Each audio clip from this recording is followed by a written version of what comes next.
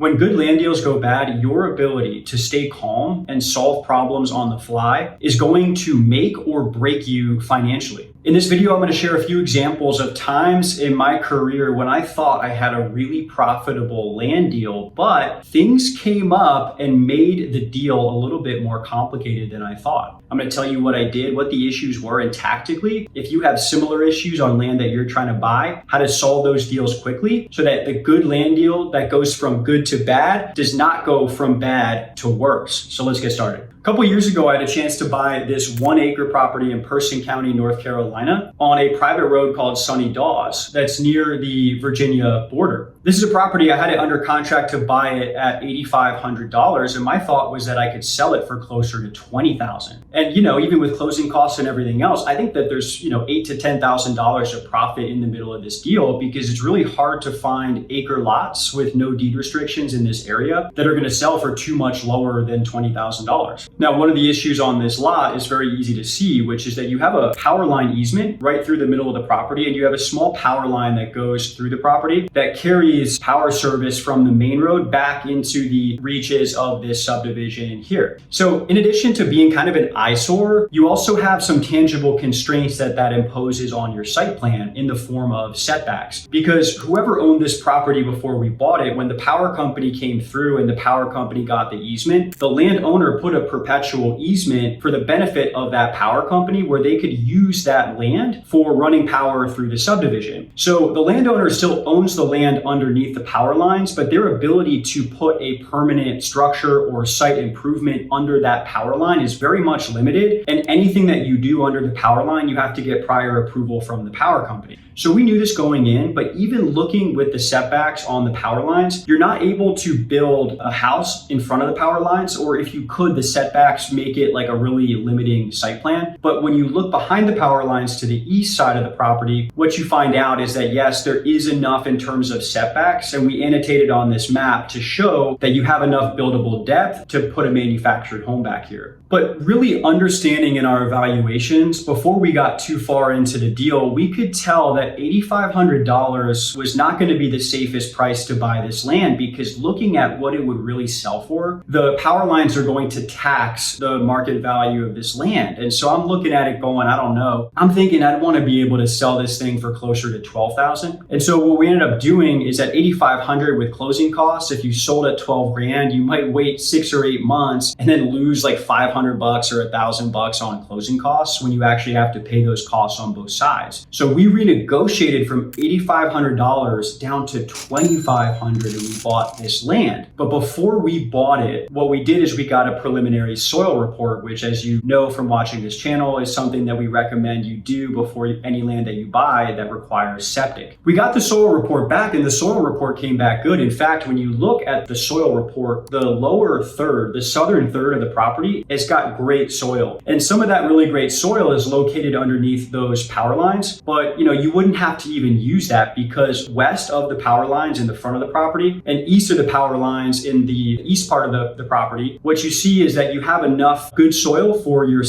initial septic install and the designated septic repair area in case your first septic system breaks down the road. So you need to have both those spots identified on rural land when you get a septic permit, so that if your septic breaks, you have some area on your property to build a new one. So we had what we needed to close after we got the soil report. And post-closing, what we did is we sent the soil report over to the county with a septic permit application. And by going through the county versus working with our soil scientists to do the permitting, we're going to save a lot of money, because working with the county is only going to be about $200 to get a septic permit in this county. Now, the problem with working with the county is that sometimes they're a little harder to work with. Sometimes they need a little bit of hand-holding. Like, they want your site to be flagged. They want you to meet them out there. You have to sign all these forms. It's just way easier to work with a soil scientist, but you pay a premium price when you do that. And a few weeks later, after we had submitted the septic permit, we're on the market listing the property for sale. And I got an email, and I opened the email, and inside that email, I got a denial letter from the county environmental health site inspector who went out to this property. And inside the letter, they designated the property as unsuitable. But look, I had been doing this for several years before getting this denial letter. So I was actually pretty surprised by it because I knew that the soils were good. The question is like, how could I possibly miss this? How could this be? Well, apparently in the southeastern corner of our property, if you hop over that eastern boundary line, in our neighbor's backyard behind their home, the neighbor has a well. That well was missed by my soil scientist, by myself, and my team when we were actually doing due diligence on that property. And the significance of the well is really hard to overstate because when you have a well, the well creates a minimum 50-foot setback, 360 degrees around the well, where you cannot put a septic system in that radius. But even worse, that setback transcends property boundary lines. So what that means is that it wipes out the whole southeastern part of our property where we have the best and most abundant area of suitable soil to put a septic system. So we can't use that. Now we have enough for a conventional septic up to the west of the power line easement in the southwest part of the property up front, but that's just for the initial system. We no longer have enough area of usable soil for the septic repair, and for that reason, they're not going to approve the initial septic system. So the permit denial is a big deal because if you cannot build a home on this property, the market value is no longer $12,000 because you're not going to be able to position this land to sell it to a land home buyer that's working with Clayton Homes or some type of manufactured home builder to do a project on that lot because you can't put septic, you cannot have a permanent residence here. So who's your buyer? Your buyer's a neighbor, maybe. Your buyer may be someone that wants to put a utility shed or a detached garage to maybe park, like, I don't know, a boat or something. There's some lakes in this part of the county. There's some recreational appeal to this location. So maybe you can have a detached building to,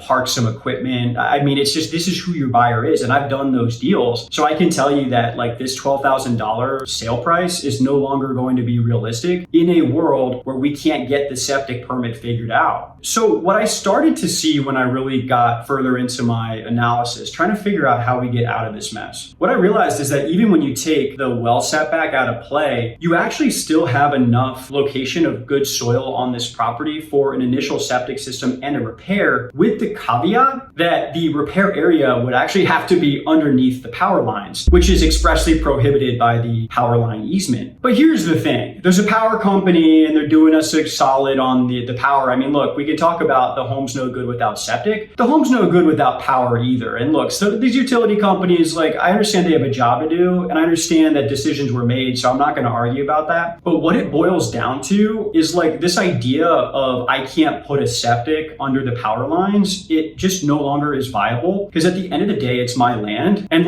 they can just get lost because I'm going to put the septic system there if I have to. And that's exactly what I had to do. Now I call the power company as a Piedmont Electric. And what I found out is that there's this regional coordinator that manages their community relations and manages a lot of the easements through private property. And once I found this liaison, what he told me is that what you would do in this situation to resolve it is to get what's called an encroachment agreement, which is what it sounds like. It means that if we're going to encroach on the utility easement with our septic layout, then we just have to document where that encroachment is so that they can put a carve out into the easement agreement and document and memorialize for public record that yes, this private property owner is giving us this easement, but in this part of the easement, there's a septic system. Now we had a way forward. We had a light at the end of the tunnel. But the problem that I had is in order to get the encroachment agreement, I had to show a precise map of the encroachment of the septic system underneath the utility lines. But in order to produce a detailed map to get the encroachment agreement, I would have to send my soil scientist out to the property to do the on-site layout for the septic system. The problem is that the soil scientist was not going to go out to do that on-site layout and to put the septic design underneath the power lines until we got permission from the power company, which we couldn't get until we had the encroachment agreement, and on it went. It was one of these chicken and the egg things where it's well, it's got to start somewhere, right? So they sent me this packet to sign this letter on the encroachment agreement, and it was my responsibility to put a map on an exhibit A at the bottom of the encroachment agreement so that we could document exactly where the septic was going to go, which is information that I didn't really have. So my thing was you know what?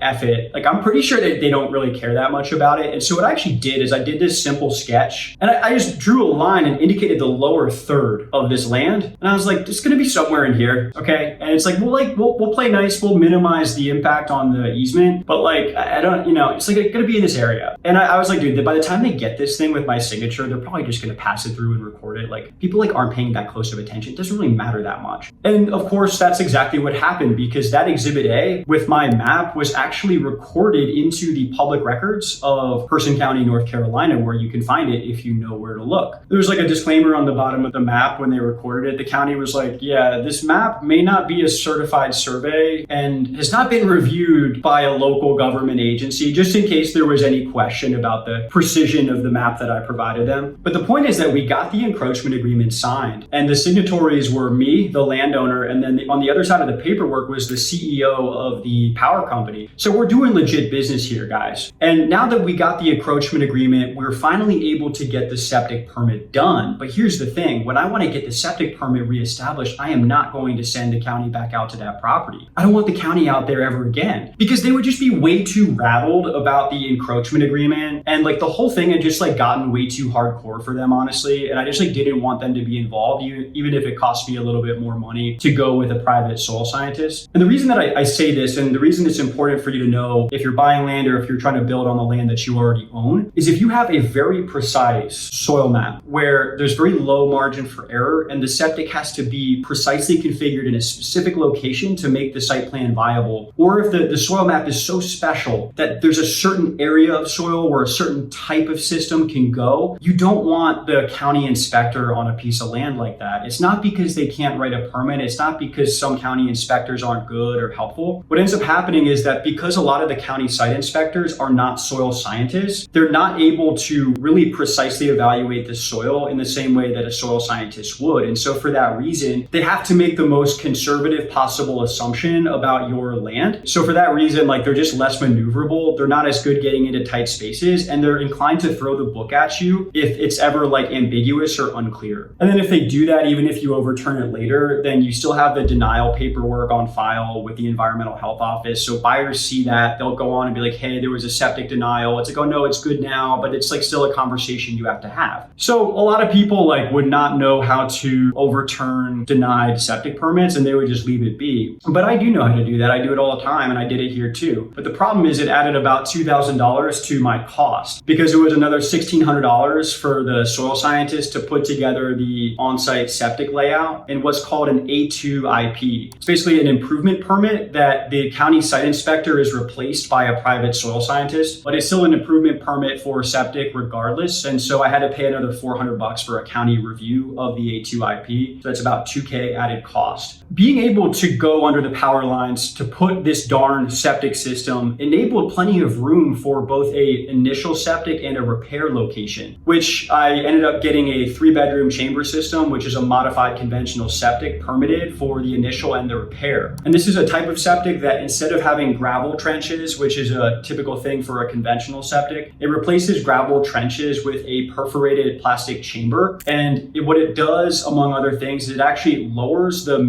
minimum area of soil that you need to install septic. So the modified conventional chamber systems in a lot of areas of the coastal plains, so the eastern US, are becoming increasingly prevalent than even standard conventional septics, and they're about the same price. So now this land is marketable, but it still took me a long time to sell it, because the power lines just hurt it. Like people that go to the property, they're like, what? Oh, like where's the house gonna go? It's like hard to see it. So instead of selling it at $12,000, I sold it at $9,000, and it took almost 2 years. What's funny is like after all the commissions and costs on both sides, I actually made about $2,500 on this flip, but it was the hardest $2,500 I ever made in my life. And by the way, if you're going through the process now of trying to buy a piece of land and you want to make sure you avoid expensive mistakes in that process, I built this free due diligence checklist for land buyers to make sure that you know exactly where to go to find the information you need to evaluate the property, manage risk, and make sure you're buying the right property for you at the right price. So click the link in the description below, and I think you're going to appreciate that. So this other property came up about a year after this first one. This was a 1-acre piece of land on Lake Montonia Road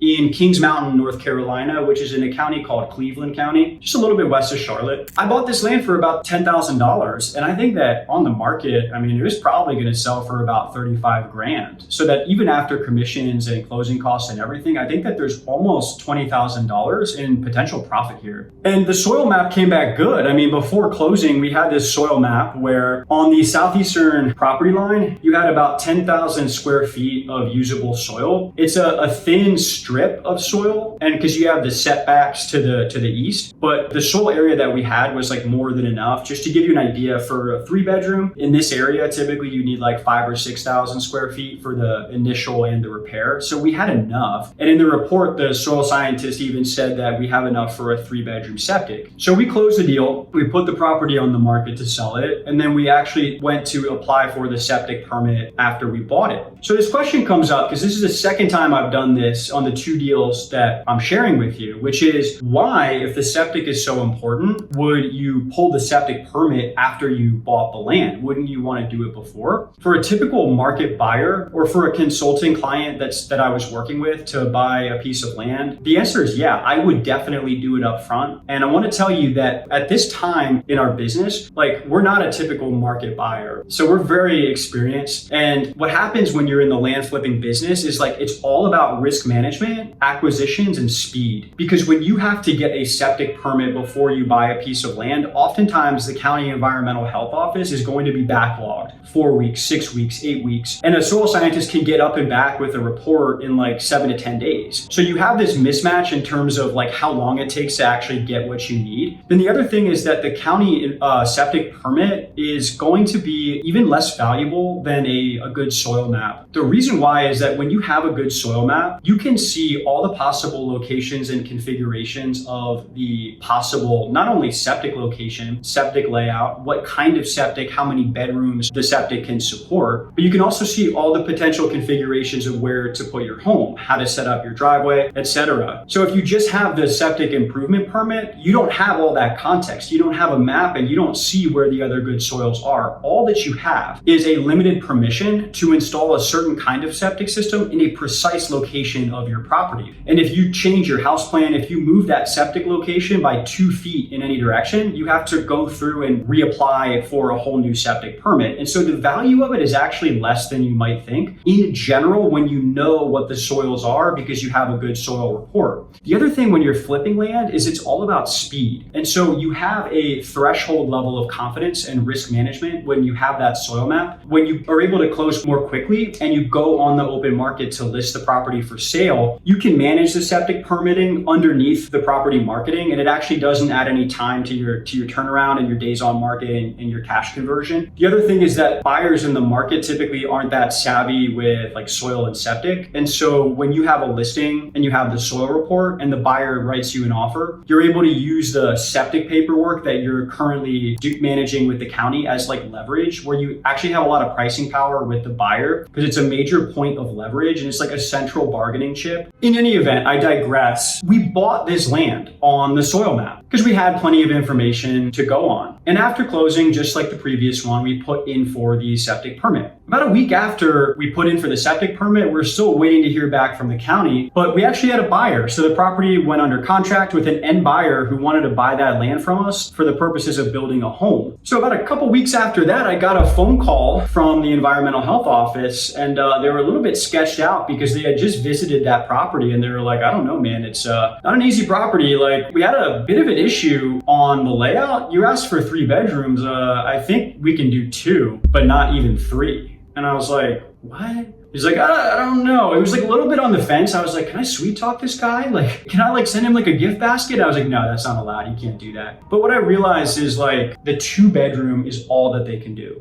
A 2-bedroom and a 3-bedroom, that 3rd bedroom, it's pretty important. It's like kind of a big deal. The reason why is because a 2-bedroom septic's not really marketable because the majority of buyers for land that want to build a custom home, they're going to build 3 bedrooms or higher. 3 bedrooms is like the threshold. You might want to build 4 bedrooms, but like you need to build 3. And actually, like it's not that 2-bedroom homes are not commonplace. I mean, they're reasonably common. There's a lot of manufactured homes with 2 bedrooms, obviously tiny homes. I just recorded a video about that, and a lot of like cottage style construction. These like smaller floor plan homes, like 800, 900 square foot homes, 2 bed, 2 bath, 2 bed, 1 bath. No argument there. Like there's a product in the market there, but it's just from the standpoint of selling land, you really don't want to do anything that dramatically lowers your buyer pool, because the buyer pool for land is limited as it is. And so a 2-bedroom septic probably wipes out like 70, 80, 85% of your buyers. So the thing is, if we couldn't find a way to get this septic figured out, if we had to settle for 2 bedrooms, the property that we thought was worth $35,000, it might only be worth like 15 or 20. So you have a $15,000 or $20,000 swing on that 3rd bedroom, as crazy as that sounds. So with this county, like the big thing wasn't the fact that they couldn't write the 3rd bedroom on the septic permit. The big issue was why they couldn't do it. The issue that the county site inspector ran into was saprolite. Saprolite, for anybody who is not familiar with it, is essentially rotted rock. It's like decomposing rock that shows up in a lot of soil conditions. And like, I don't know all the details, but I do know that it affects how the soil drains. And as a result, there's additional buffers and regulations that often limit the regulatory buffers for your drain field. And so you can still use a conventional or modified conventional system, but sometimes when you put a system in a saprolite area, it's called a saprolite system because the system has to adhere to more restrictive regulations, which among other things limit the amount of usable soil that you have. But the saprolite was the big deal from the environmental health office. But what they told me is that they weren't really sure that it was saprolite.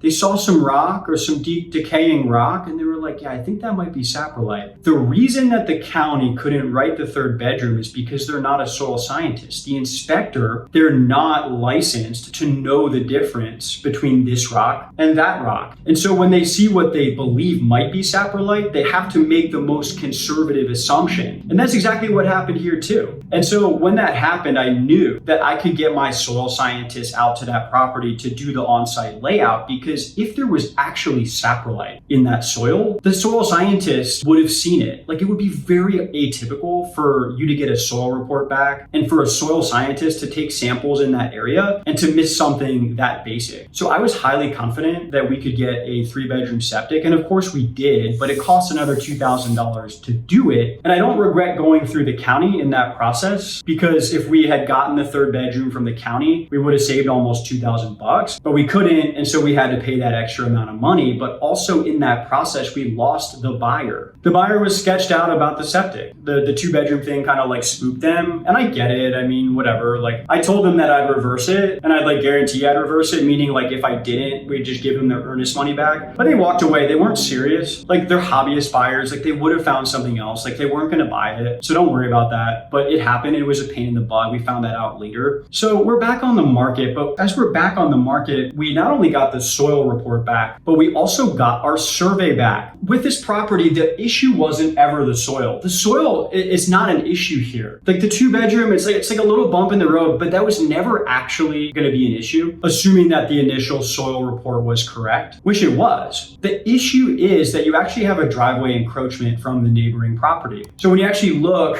on the southern part of this piece of land, you actually see that there's like a gravel driveway that kind of cuts in and goes just over our property line as it feeds a driveway into some of the neighboring homeowners that live behind us. We knew this going in. Like when I bought this land, like I knew that there was a minor encroachment. And the reason I got the survey was not to prove or disprove the encroachment. It was to document where the encroachment was. Because when we bought this land, like it had been surveyed in the past, you could see where the survey irons were. And you could actually see on the county GIS maps, there was like substantial accuracy to them. So it's not like we walked into this like not knowing. The reason that we got the survey on the back end was not for our benefit, it was for the benefit of the end buyer. There's this old saying in financial markets and financial investing, mainly stock investing. The saying is buy the rumor, sell the fact. What buy the rumor, sell the fact means is in financial markets, what happens is that stocks will actually react to news news before the news event is really confirmed. And so if Nike in the middle of the quarter has some type of stock analyst that forecasts the possibility of lower than expected earnings, it's actually the rumor of the thing that moves the market. And then when the lower than expected earnings are later confirmed by Wall Street, then there's no real effect on the stock price. In fact, sometimes it actually works to the positive because you buy the rumor and you sell the fact. It's the rumor that moves the market more than the actual fact. And minor encroachments are so much like that. Minor encroachments are the best example of this because when you're marketing a piece of land where on a county map it appears that there might be an encroachment, it's the suspected encroachment that is much more damning to your property and your marketing efforts than the actual encroachment itself. Another expression that you've heard before is sunlight is the best disinfectant. That means that when you shine a light on something, it's not really that scary. Minor encroachment's exactly like that because instead of having a suspected encroachment and not knowing how bad it was, you put it down on a map and you're like, oh yeah, like the gravel driveway goes like 4.5 feet over the line, and then no one cares because there's like building setbacks 15 to 20 feet. So you're not even past the setback. And so you're not even losing any buildable area on that land. And also the way that the driveway comes in and the way that the neighbor needs to use it kind of creates leverage with the neighbor to a point where like you could probably just use the beginning part of that driveway, narrow the scope of the driveway that you need to build and save costs in the process. So you can kind of work it from both ways. It's not like a net negative here. So that being said, like the encroachment was